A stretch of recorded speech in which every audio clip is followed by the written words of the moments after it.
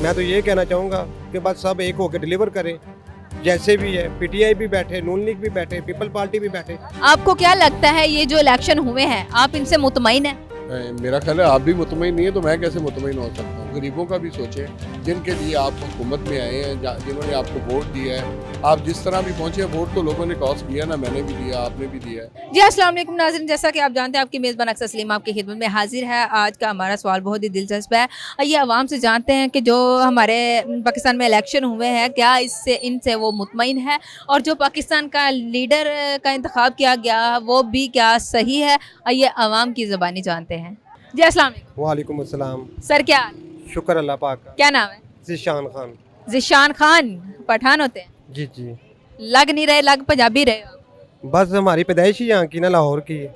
अच्छा, vote cast किया आपने? जी की है। इलेक्शनों से मुतमईन है? मैम इलेक्शन से मुतमिन तो नहीं है। हर इलेक्शन ही जो ना, वो आपको भी पता है कि इस्टेब्लिशमेंट के बगैर कुछ भी नहीं है, समझ गए। और ये बंदर बांट हुई है।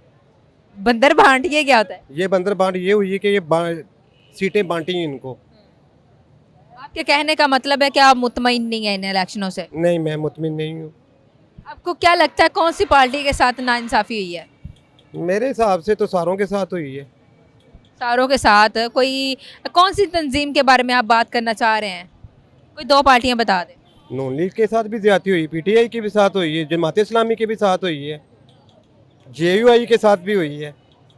तो कौन सी पार्टी है जो बदतरीन तरीके से आगे आई है? आपको पता है इस चीज़ का? जी मुझे पता है, ये मेरी अपनी पार्टी आई है, कौन सी पार्टी? नून लीग आई है। नून लीग आई है। तो आप नून लीग का ही जिक्र कर रहे हैं कि नवाज शरीफ साहब के साथ भी ज्यादती हुई है। क्या ज्यादती हुई है उनके साथ? उनके साथ आपको नहीं पता, आपने नहीं देखा?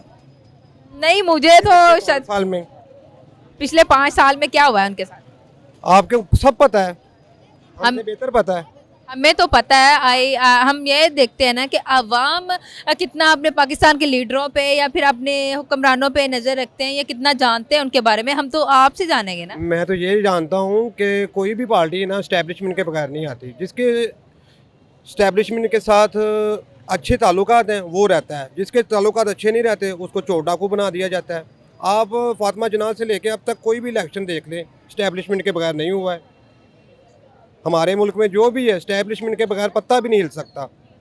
अभी जो भी इलेक्शन हुए हैं, जो भी लीडर बना है, आप क्या पैगाम देना चाहेंगे? अब जो होना था सो हो गया, लेकिन अब आप उस लीडर के लिए क्या पैगाम देना चाहोगे कि हमारे लिए क्या इकदाम करने चाहिए उनको? बस डिलीवर करें और महंगाई को कम करें। गरीब अवाम पिस चुकी है, इनका ख्याल करें। मैं तो ये कहना चाहूँगा कि बस सब एक होकर डिलीवर करें, जैसे भी है। पीटीआई भी बैठे, नून लीग भी बैठे, पीपल पार्टी भी बैठे, सब एक हो। अगर हम एक नहीं होंगे, जो हालात जा रहे हैं, हमारा मुल्क डिफ़ॉल्ट भी कर सकता है। जावेद सर, आप मुझे ये बताएं कि जो आप इस टाइम इलेक्शनों की सूरत हाल देख रहे हैं या जिस तरीके से इलेक्शन हुए हैं और अभी तक कोई भी नतीजे सामने नहीं सही से आ रहे, आप क्या कहना चाहेंगे? नहीं, नताइज तो यही आने थे पहले ही, क्योंकि मखलूत हुकूमत बननी थी और वो बनने जा रही है।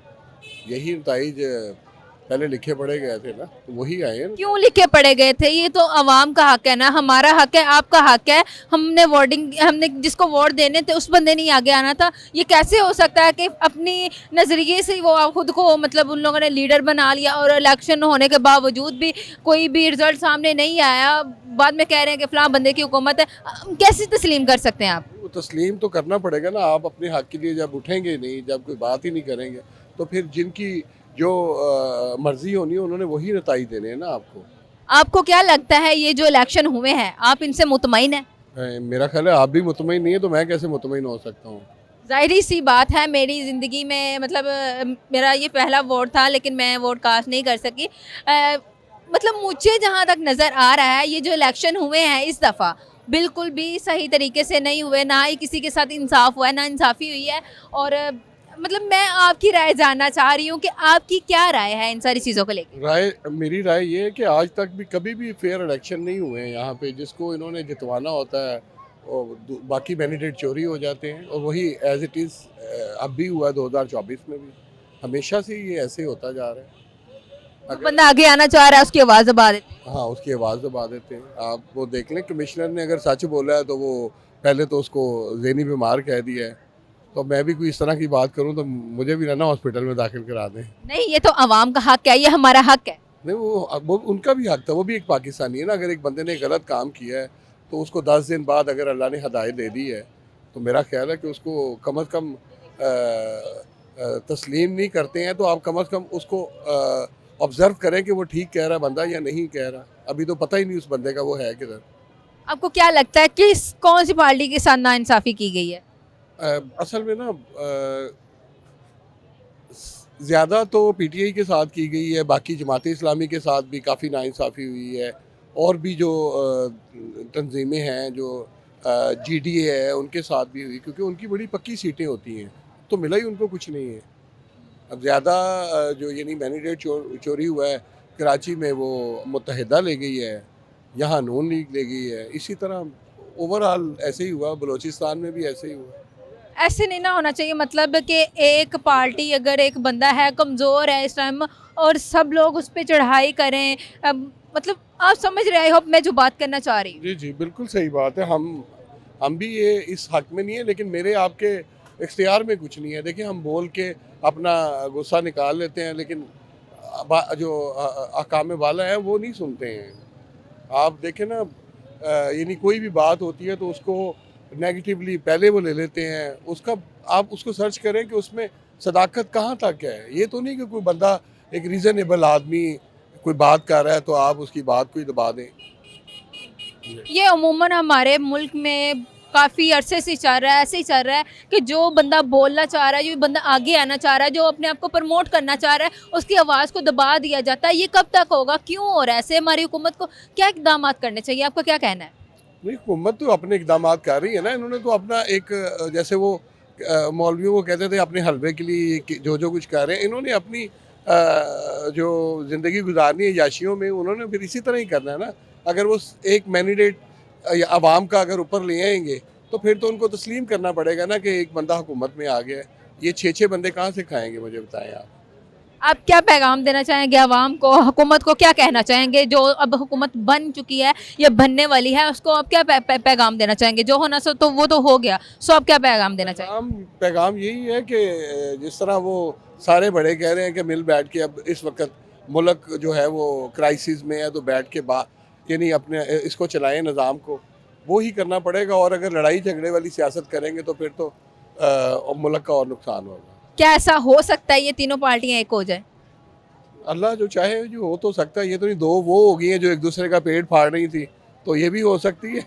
ये तो कोई बड़ी बात नहीं है। अगरचे ऐसा हो जाए, ये पार्टियां सारी एक हो जाएं, पाकिस्तान के लिए कुछ अच्छे इकदाम करना चाहे तो ये बेहतरी ला सकते हैं। बिल्कुल ला सकते हैं जी, क्यों नहीं ला सकते हैं। लेकिन इनको सबको मोमन होना पड़ना है, मुसलमान होना पड़ना है, ईमानदार होना पड़ना है, फिर सारा कुछ ही हो जाएगा। आपको लगता है कि ये इत्तेफाक कभी नहीं हो सकता? ये हमारा अवाम का ख्वाब ही है। ये इत्तेफाक हो सकता है इनका, अपनी जो इनकी ज़रूरियात है उनको पूरा करने के लिए ये कर लेते हैं। ये किसी हद तक भी चले जाते हैं। अब आप क्या कहना चाहेंगे महंगाई के हवाले से? मैसेज दें ना हुकूमत को कि भाई आप, हुकूमत तो आ ही गई है, कुछ हमारे लिए भला करे। जैसा कि आप जानते हैं कि तेल की कीमतें दिन ब दिन बढ़ती जा रही हैं, हर चीज़ में इजाफा होता जा रहा है, बिजली के बिलों में इजाफा हो गया है, तो आप क्या कहना चाहेंगे? नहीं, ये तो इनको सोचना चाहिए ना कि जो लोगों की अर्निंग है और जो उनके एक्सपेंस हैं उनका कंपैरिजन करके एक ऐसा फार्मूला बनाना चाहिए कि जिससे लोग ज़िंदगी तो गुजार सकें ना। चलो बहुत अय्याशी वाली ना सही, लेकिन जो रोटी और कपड़ा और वो ये जो मामलात हैं वो तो होने चाहिए। मैं तो यही कहूँगा इनको। हम किसी को गालम गलोच नहीं करते हैं, लेकिन हम ये ज़रूर कहेंगे कि उन गरीबों का भी सोचें जिनके लिए आप हुकूमत में आए हैं, जिन्होंने आपको वोट दिया है। आप जिस तरह भी पहुँचे हैं, वोट तो लोगों ने कॉस्ट किया ना, मैंने भी दिया, आपने भी दिया है। तो जो भी जीता हारा, चलो वो एक अलग बात है। बाकी जो अब ऊपर आ गए हैं उनको चाहिए वो काम करें, आवाम के लिए काम करें। Thank you so much sir. Very much, thank you. जी नाज़रीन, जैसा कि आपने अवाम की बातें सुनी लोगों की, और उनका कहना ये था कि जैसा कि आपको पता है कोई भी हुकूमत ऐसे नहीं आती, कोई ना कोई बात होती है उसमें, और कोई ना कोई चीज़ें अगर पीछे होती हैं फिर ही होता है काम। और ये इक़दामात उन लोगों ने पहले किए होते हैं। मतलब आप लोगों को पता है कि अवाम जो है ना इस इलेक्शन से बिल्कुल भी नाखुश है। और उम्मीद है आपको मेरा ये प्रोग्राम पसंद आया होगा। आपकी क्या राय है, अपनी राय का कमेंट सेक्शन में ज़रूर इज़हार कीजिएगा। इसी के साथ अपनी मेज़बान को दीजिए इजाज़त। अल्लाह निगहबान।